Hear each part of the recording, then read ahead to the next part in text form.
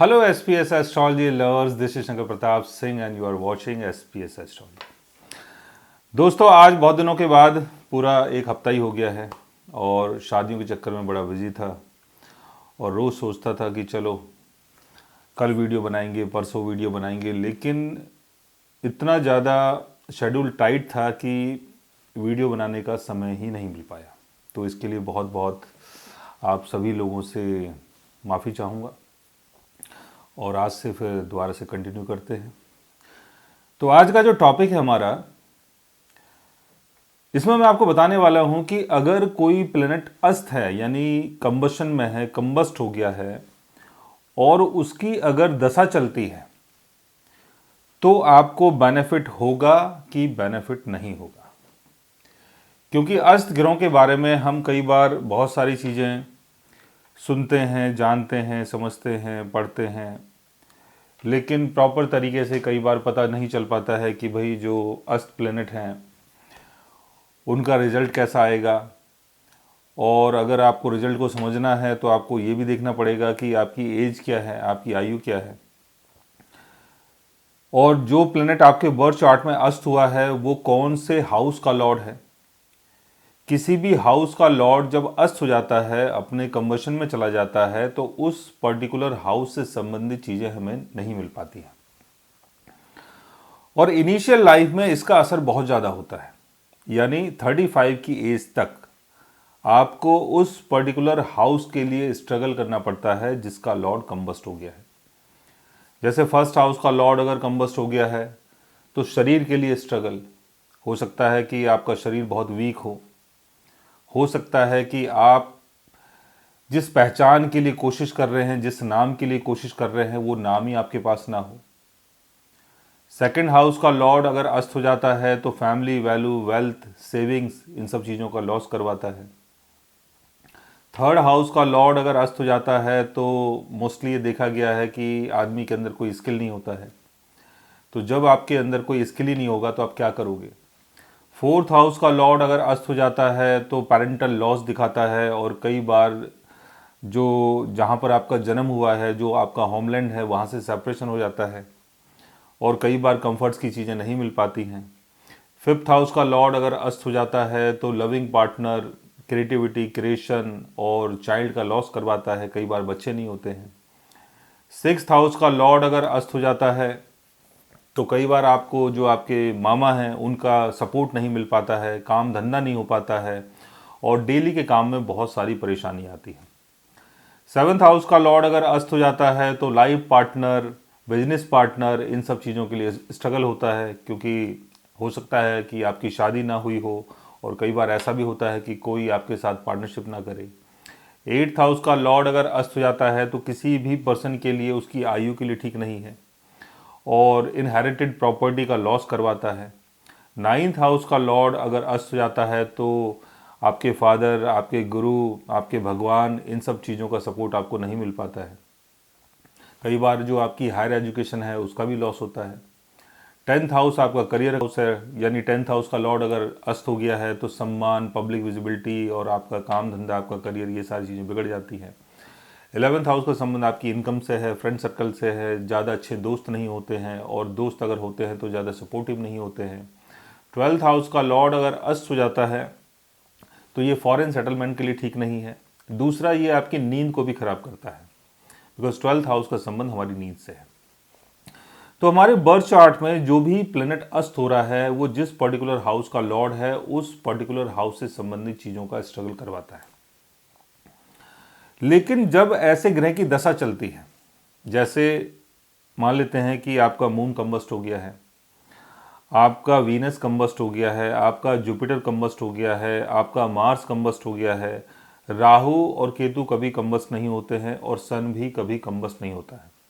Saturn आपका combust हो गया है। अब सैटर्न या मून या जुपिटर या वीनस आपके बर्थ चार्ट में कौन से हाउस को रूल करते हैं, उस पर्टिकुलर हाउस से संबंधित चीज़ों का लॉस होता है।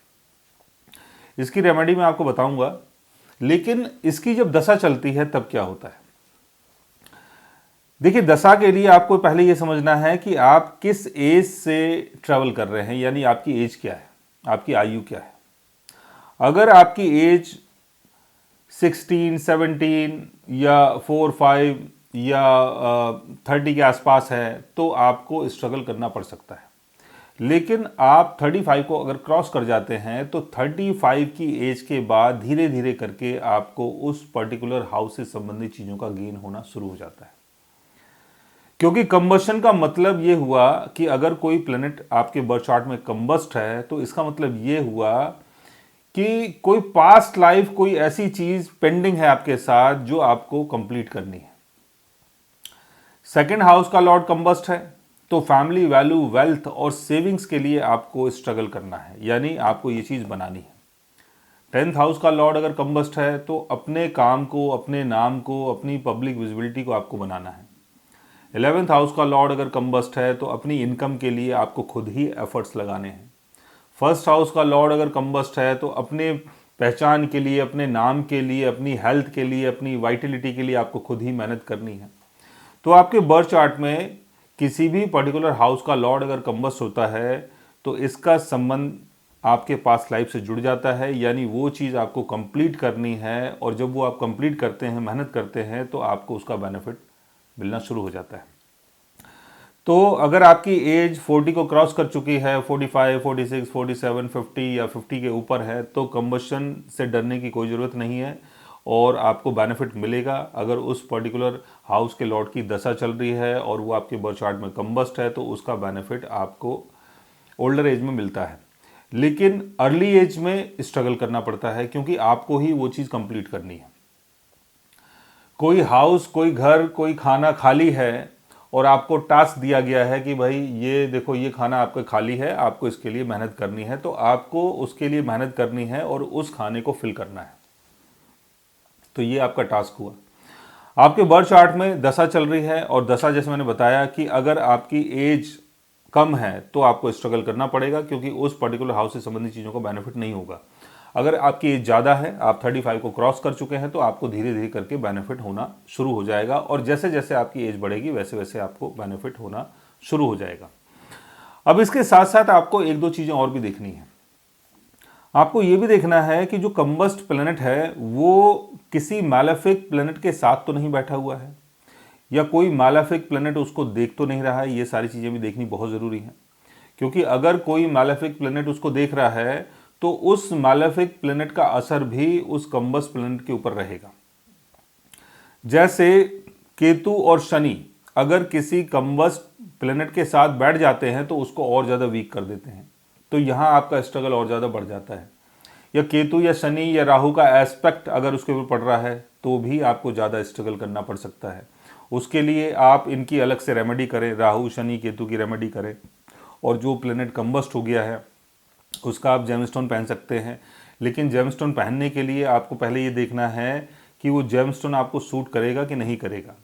आपके लगन के हिसाब से अगर वो जेमस्टोन आपको सूट करता है तो आप उसको पहन सकते हैं, अगर सूट नहीं करता है तो आप उसको नहीं पहन सकते हैं। आप सिर्फ मंत्रों के द्वारा और पूजा पाठ के द्वारा आप अपने कंबस्ट प्लेनेट को ठीक कर सकते हैं।